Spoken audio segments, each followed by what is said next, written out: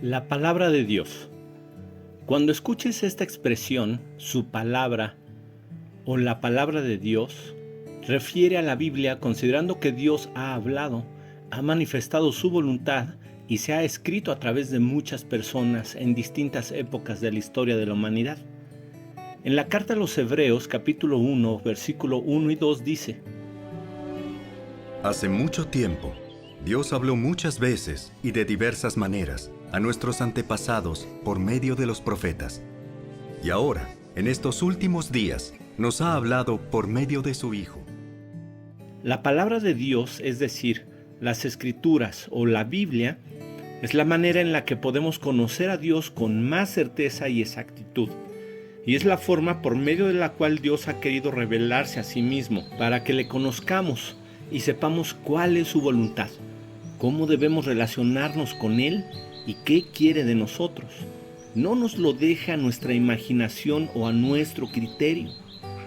Acabamos de leer de Hebreos que Dios habló muchas veces y de muchas maneras en otro tiempo, es decir, en el pasado, a través de los profetas.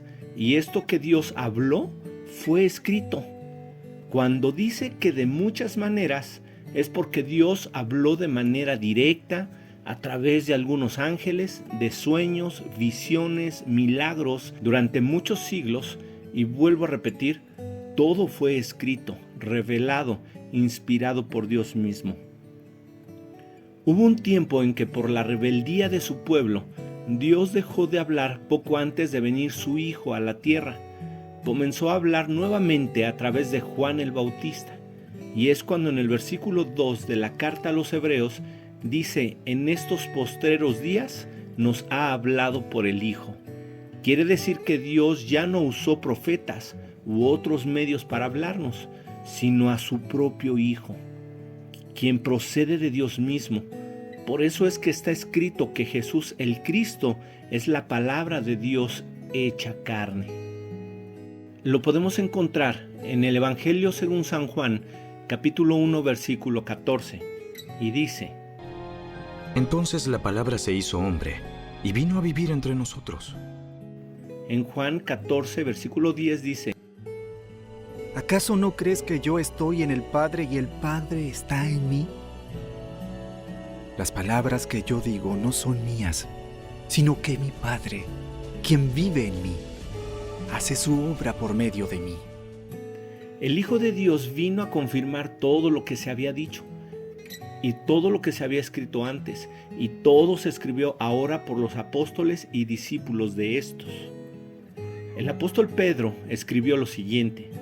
En su segunda carta, capítulo 1, del versículo 19 al 21, dice: Debido a esa experiencia, ahora confiamos aún más en el mensaje que proclamaron los profetas. Ustedes deben prestar mucha atención a lo que ellos escribieron, porque sus palabras son como una lámpara que brilla en un lugar oscuro hasta que el día amanezca y Cristo, la estrella de la mañana, brille en el corazón de ustedes. Sobre todo, tienen que entender que ninguna profecía de la Escritura jamás surgió de la comprensión personal de los profetas, ni por iniciativa humana. Al contrario, fue el Espíritu Santo quien impulsó a los profetas, y ellos hablaron de parte de Dios.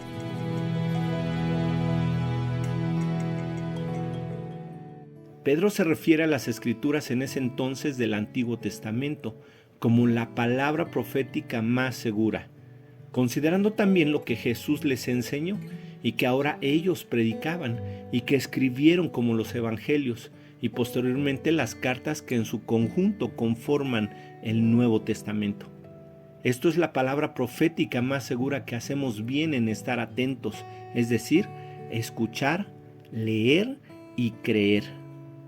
En resumen, tenemos la creación para conocer al Creador, a Dios. Sin embargo, las Escrituras son indispensables y suficientes para conocer a Dios tal cual y como Él quiere ser conocido. La palabra de Dios tiene tres características muy importantes.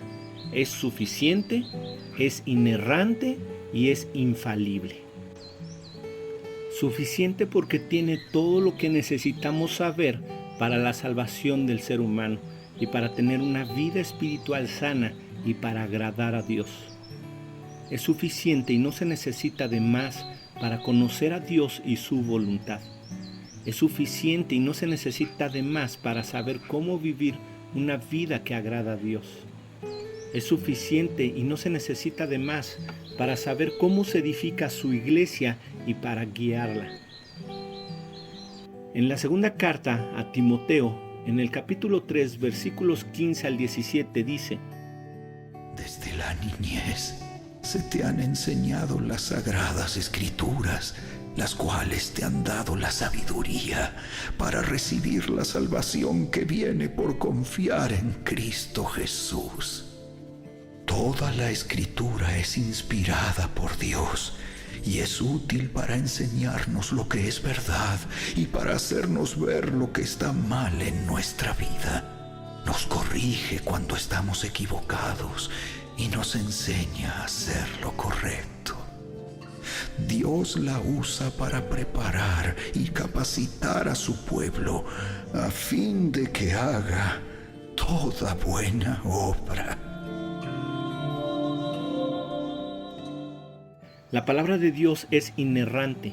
Esto quiere decir que no tiene errores y es infalible porque nunca ha fallado y nunca fallará, pues es completamente verdadera en todo lo que afirma.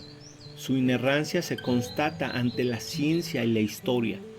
Veamos qué dice Dios de su palabra en el libro de los Salmos. En el Salmo 119, versículo 142 dice: Tu justicia es eterna y tus enseñanzas son totalmente ciertas. En el versículo 160 dice: La esencia misma de tus palabras es verdad. Tus justas ordenanzas permanecerán para siempre. En el Evangelio según San Juan, capítulo 17, versículo 17 dice: Hazlos santos con tu verdad. Enséñales tu palabra, la cual es verdad. Entonces estas tres características de las Escrituras la hacen confiable, la hacen veraz y autoritativa para la Iglesia de Cristo, considerando que fue inspirada y revelada por Dios mismo. Aún creemos que la compilación de todos los manuscritos que hoy llamamos Biblia fue guiado por el Espíritu de Dios. Creemos que la inspiración y revelación divina en cuanto a escritura bíblica finalizó con el Apocalipsis, con los escritos inspirados a los apóstoles de Cristo, con su propia autoridad para regir a su iglesia en todo acto de fe y de conducta. Es a lo que se le dice que el canon fue cerrado. No todos los apóstoles escribieron evangelios, libros o cartas. Hay algunos escritos que fueron descartados o que no se incluyeron dentro del canon o la Biblia, porque en su revisión había información que no correspondía con los datos históricos. Contenían errores o no tenían referencias con el resto de los libros aprobados. De hecho, hay libros que se le atribuyen a ciertos personajes, como el Evangelio de Judas, el Evangelio de María Magdalena, el libro de Enoc, que recientemente se han escuchado mucho, pero que ni siquiera han pasado por un proceso de revisión porque son legítimamente falsos.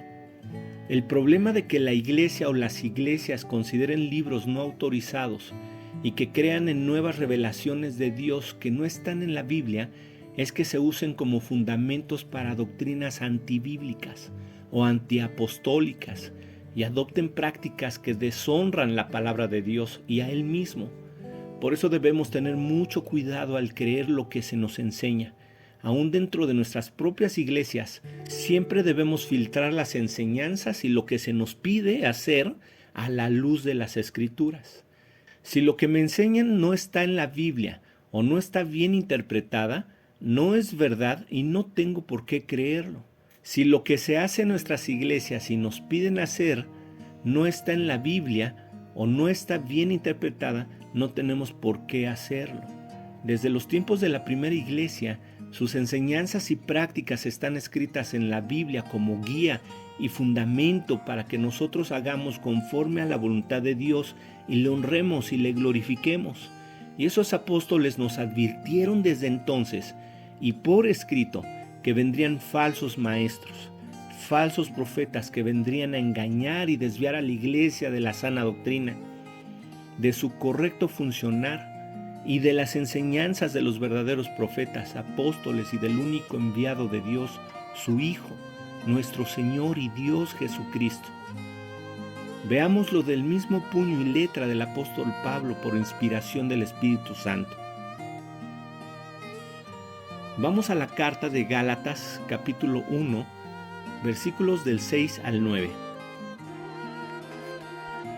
Me escandaliza que ustedes estén apartándose tan pronto de Dios, quien los llamó a sí mismo por medio de la amorosa misericordia de Cristo. Están siguiendo un evangelio diferente que aparenta ser la buena noticia, pero no lo es en absoluto. Están siendo engañados por los que a propósito distorsionan la verdad acerca de Cristo. Si alguien, ya sea nosotros o incluso un ángel del cielo, les predica otra buena noticia diferente de la que nosotros les hemos predicado, que le caiga la maldición de Dios. Repito lo que ya hemos dicho. Si alguien predica otra buena noticia distinta de la que ustedes han recibido, que esa persona sea maldita.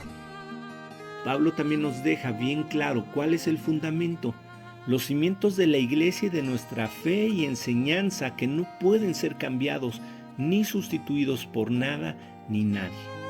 En la carta a los Efesios, capítulo 2, versículo 20 dice: Juntos constituimos su casa, la cual está edificada sobre el fundamento de los apóstoles y los profetas, y la piedra principal es Cristo Jesús mismo. Ellos y lo que escribieron inspirados por Dios hacen la Biblia, las sagradas escrituras, que hacemos bien en estar atentos para aprender, para crecer, para ser instruidos, para ser corregidos y ser guiados en el único y verdadero camino del Señor y Dios. Y por último veamos la más severa advertencia del apóstol Juan, que nos hace sobre lo que pasa cuando agregamos o quitamos algo de lo que fue revelado por Dios. Lo encontramos en el libro del Apocalipsis capítulo 22, versículos 18 y 19. Yo declaro solemnemente a todos los que oyen las palabras de la profecía escritas en este libro: si alguien agrega algo a lo que está escrito aquí, Dios le agregará a esa persona las plagas que se describen en este libro. Y si alguien quita cualquiera de las palabras de este libro de profecía, Dios le quitará su parte del árbol de la vida y de la ciudad santa que se describen en este libro. Aquel que es el testigo fiel de todas esas cosas dice: Sí, yo vengo pronto. Amén. Ven, Señor Jesús. Es un privilegio que tengamos la Santa Biblia a nuestro alcance y que podamos leerla y proclamarla. No todos los países tienen ese gran privilegio, esa oportunidad y la libertad para conocer al Creador, al Dios omnipotente a través de la palabra profética más segura que hay en la tierra. Aprovechémosla, leámosla y hagamos un buen uso de ella. Dios te siga bendiciendo.